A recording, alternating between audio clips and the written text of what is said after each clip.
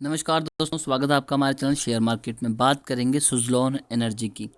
बड़ा ही चर्चा में रहने वाला स्टॉक है। आज इसकी बैलेंस शीट पढ़ेंगे और देखेंगे कि कंपनी पिछले कुछ टाइम से कैसा परफॉर्म कर रही है, रेवेन्यू कितना जनरेट कर रही है, होल्डिंग्स पैटर्न क्या है, कंपनी के ऊपर कर्जा कितना है, कंपनी क्या बाउंस बैक करेगी। सभी कुछ इस वीडियो में जानने की कोशिश करेंगे। और कुछ लोगों ने जिन्होंने मन बना लिया इसे बाय करने का, उनके बारे में बात करेंगे। सभी चीज़ें इस वीडियो में डिस्कस करेंगे। तो चैनल पे नए हैं तो सब्सक्राइब ज़रूर कर लीजिएगा और वीडियो अच्छी लगी तो लाइक ज़रूर कीजिएगा। बात करते हैं 5 दिन की, तो 7% का पॉजिटिव रिटर्न यहाँ पर देखने को मिला है। 1 मंथ में 1% का नेगेटिव रिटर्न। 6 मंथ में कंपनी ने 70% का रिटर्न दिया है। 1 ईयर में 100+ के रिटर्न है। 5 साल की बात करें तो कंपनी ने 70% का लॉस दिया है। मैक्स चार्ट यहाँ पर रेड में है। तो जो किसी भी शेयर को ख़रीदने का थंब रूल है पेनी स्टॉक का, तो उसका मैक्स चार्ट ग्रीन में होना चाहिए। ये सबसे इम्पोर्टेंट चीज़ है।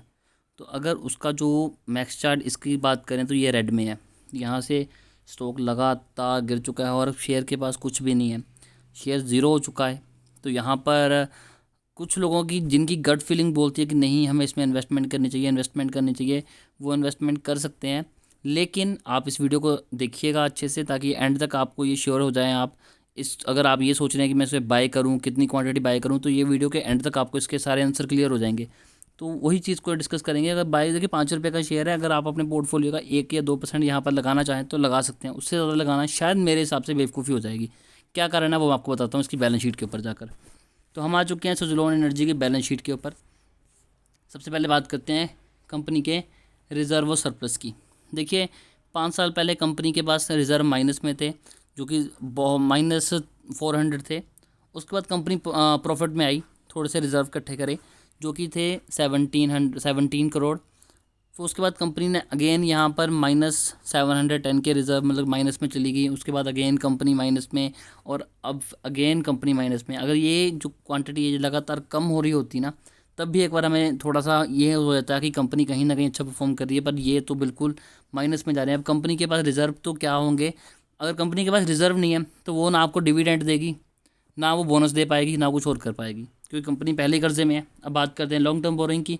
तो ये वो बोरिंग है जो कंपनी ने 1 साल से ज़्यादा के टाइम में पे करनी है। ठीक है।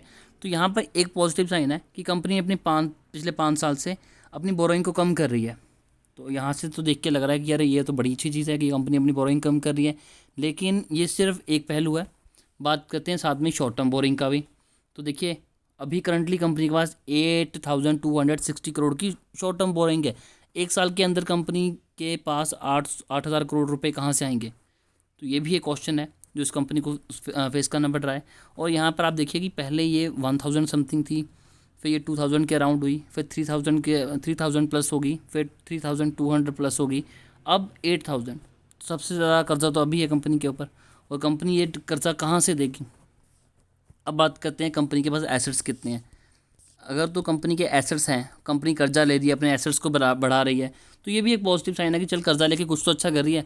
लेकिन आप देखिए कि कंपनी अपने एसेट्स लगातार कम कर रही है और करंटली कंपनी के पास 5,723 करोड़ के एसेट्स रह गए हैं, जो कि पहले आज से 4 साल पहले 14,000 करोड़ के थे।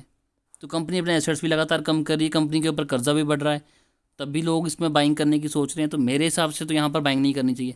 लेकिन अगर आपको लग रहा है कि ये शायद बाउंस बैक करेगी, कुछ ऐसा हो जाएगा, वैसा हो जाएगा, कुछ भी, कई बार क्या होता है कि हमारी गट फीलिंग हमें बहुत फोर्स करती है, तो वो भी शायद एक पॉजिटिव साइन हो सकता है।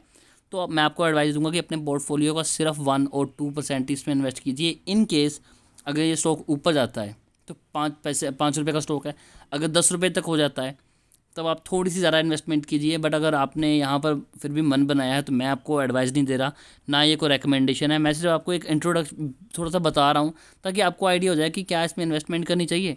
अब लोग की बात करें तो 2 रुपी 30 रुपये का इसने 2 रुपी 30 पैसे का लो बनाया था 52 वीक में, और 8 रुपये तक ये हाई गया था, अराउंड 9 रुपये तक गया था। तो यहाँ पर बात करते हैं, टेक्निकल चार्ट पे नहीं जाएंगे क्योंकि लॉन्ग शॉर्ट टर्म के लिए मैं कोई भी आपको नहीं बताना चाहता। देखिए, यहाँ पर कंपनी के 3 साल के रिटर्न नेगेटिव हैं। 1 साल में कंपनी ने 114% के पॉजिटिव रिटर्न दिए हैं। 3 मंथ के नेगेटिव हैं, 1 मंथ के नेगेटिव हैं, 1 वीक में कंपनी ने 8% के पॉजिटिव रिटर्न दिए हैं। अब बात करते हैं कंपनी के रेवेन्यू की, कि कंपनी रेवेन्यू कितना जनरेट कर रही है। तो यहाँ पर एक पॉजिटिव साइन है। देखिए, इसको निगलेक्ट कर देना चाहिए क्योंकि ये कोविड का टाइम था। अब जून 2020 में कंपनी अपने सबसे कम रेवेन्यू के ऊपर थी और कंपनी ने अब यहाँ पर रेवेन्यू अच्छा खासा यहाँ पर गेन करा है सितंबर 2020 और दिसंबर 2020 के बाद। अगर अभी कंपनी के रिजल्ट अच्छे आते हैं तो कंपनी यहाँ पर एक और पॉजिटिव साइन शो कर सकती है, और अगर ऐसा होता है तो आप यहाँ पर थोड़ी सी क्वांटिटी बाय कर सकते हैं। अब कुछ पॉजिटिव पॉइंट की बात करते हैं कि पब्लिक के पास यहाँ पर जो स्टेक है वो 62% है, प्रमोटर के पास 17% के स्टेक्स हैं, FIA ने यहाँ पर 4% की होल्डिंग रखी है, DIA ने यहाँ पर 16% की होल्डिंग रखी है। और FIS की बात करें तो FIS ने यहाँ पर अपनी होल्डिंग पहले कम करी थी और मार्च 2021 में उन्होंने अपनी होल्डिंग को बढ़ाया है। अब जो एक और बात है जो अच्छी मुझे नहीं लग रही है वो है कंपनी के प्रमोटर के जो शेयर हैं वो प्लेज हैं, और अगर किसी भी कंपनी के शेयर प्लेज हैं तो ये एक पॉजिटिव साइन नहीं होता, क्योंकि जब भी हम कोई भी कंपनी अपने शेयर प्लेज रखती है तो जब उसे कहीं से लोन नहीं मिलता तब उसे अपने शेयर प्लेज रखने पड़ते हैं। ये एक नेगेटिव साइन हो जाता है, क्योंकि जो बैंक होते हैं इनसे अच्छी रिसर्च कोई भी नहीं कर सकता। अगर वो किसी को लोन देते हैं बड़ी कंपनी को तो जितनी अच्छी रिसर्च वो करते हैं उस कंपनी पे शायद ही कोई और कर सकता है, आप और मैं कर सकते हैं। तो ये शेयर प्लेज यहाँ पर मुझे बड़ी नेगेटिव साइन लगता है। और कंपनी के देखिए यहाँ पर कंपनी के 88.54% स्टेक्स प्लेज हैं, तो कंपनी के प्रमोटर के पास तो ज़्यादा शेयर है नहीं। अगर वो भाग भी जाए या कुछ हो जाए तो यहाँ पर कुछ भी नहीं, सबसे ज़्यादा नुकसान रिटेल इन्वेस्टर का होगा। देखिए मैं आपको कोई डिमोटिवेट नहीं कर रहा, ना मैं आपको ये बोल रहा हूँ कि ये शेयर एकदम से बढ़ सकता है।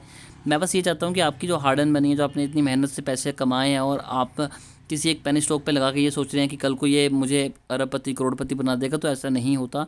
हाँ, आपकी किस्मत भी थोड़ा मैटर करती है, आपकी जो स्टडी है स्टॉक्स की वो भी मैटर करती है। अगर आप साल का 20% से लेकर 35% 30% तक भी रिटर्न ले रहे हैं तो वो बहुत बढ़िया है। कंपाउंड इंटरेस्ट के अगर कंपाउंडिंग की बात करें तो कंपाउंडिंग के साथ अगर लेके चलें तो अराउंड 20 to 25 ईयर अगर आप इसमें रह गए मार्केट में तो आपको करोड़पति बनने से कोई भी नहीं रोक सकता।